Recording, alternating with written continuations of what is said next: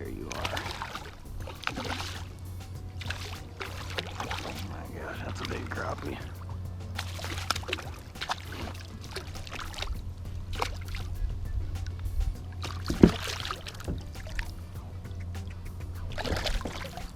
Oh, folks, here it is. That is a giant crappie. Maybe the biggest one I've ever caught out of here, or maybe it's just been that long. We're gonna get a measure on this guy. We're gonna hold it in the water and get a measure. That's a massive crappie. Two things just happened. One, I just realized I don't have a tape measure, so I bit off a piece of line about the length of that fish, and we'll get a measure on it later. And go figure, my GoPro just died. Like I said, I've caught 4 small ones, and I was like, I'm gonna leave this brush pile if the next one isn't decent sized. And here's the one right there. That is a big crappie, folks. Giant crappie. God darn, I knew that was gonna happen. I'm like, the GoPro battery's gotta be getting there. I've been out here a little while, just been waiting for it to get light. It's been so dark. It takes so long for the light to get out here to fish, but we got that cloud cover and I'm so excited about it. I was like, man, if we got that dirty water that's usually out here and some cloud cover, I think I should be able to hover right over those fish and vertical jig a little bit today. I pretty much missed October. It's October 26th. I've not been able to fish at all because of the winds. I've been fighting a little bit of breeze, but I'm for the most part protected, and that means everything because I need to be spot locked over these brush piles and where these fish are holding. If I'm moving even the slightest bit, it makes it extremely difficult to vertical jig these big crappie.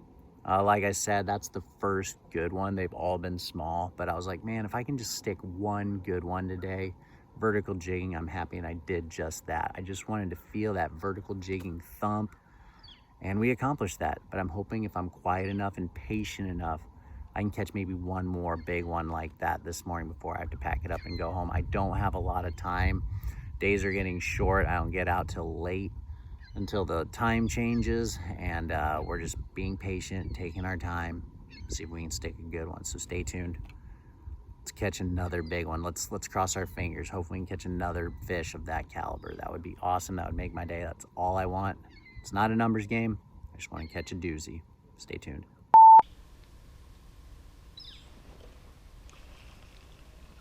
That's a better fish. There we go. All right, folks, using my 2D, found another spot, a spot I don't ever fish. There's a couple fish up on it. It got thumped just before this one, missed it. Got ourselves a nice white. Might need to throw a buoy down, mark this spot, just moving. That's a nice fish. That's a nice fish, I think. There we go, there's a good one. That's a good white right there. There we go, folks. Now we're getting into some heavier fish. This is a spot I've not fished before. Right over there's the stump, as you can see, that I fished in the past. And I was just making my way to that stump, and I noticed this on my 2D and my flasher, and I'm like, that's cover. That's something. That's more than just fish.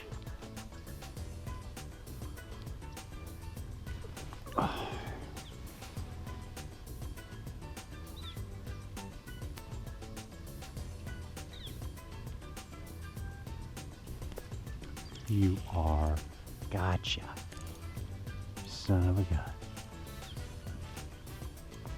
Oh my gosh, there you are. This guy was just engaging. Ooh, that's the good one. Those smart ones, man, I'll tell you what, that one was totally ice fish. That one came up on my flasher, and I was just playing him. Dropping, raising, dropping. Cadence, guys, cadence. You know, folks, I was trying to honestly think of what I think are the most important things that allow me to be successful on the water when vertical jigging, and it comes down to a couple things. The first thing is a flasher that allows me to really pick apart cover. It's just an ice flasher. It's kind of like primitive live scope is what I call it. And what it does is it allows me to send down sonar and really get a reading of the kind of cover I'm fishing.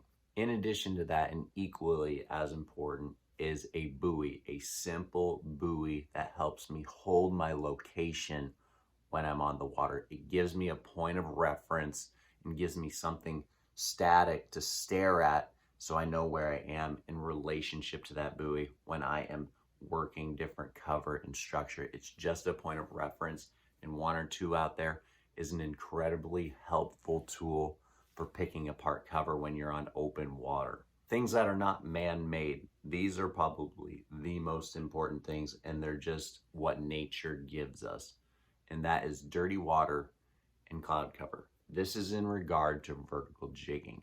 Those things mask my presence. That's what it all comes down to. The dirty water and the cloud cover just make it seem like I am not there. It is the best conditions for me to not be there and hover right over those fish. The last thing I want to mention is wind. Now, this is really important for me because I don't like using an anchor and I don't have spot lock, but I need to be spot locked. I need to be able to just hold my position over those fish, because even when I find a piece of cover, there's generally a part of that cover that is high traffic, and those fish sit there and I have a really good bite area in a very small window of space. So I need to be able to hold my position, and a lack of wind allows me to do that. In summary, ice flasher, buoy, lack of wind, cloud cover, dirty water. The 2D and the buoy allow you to find cover and stay over the cover,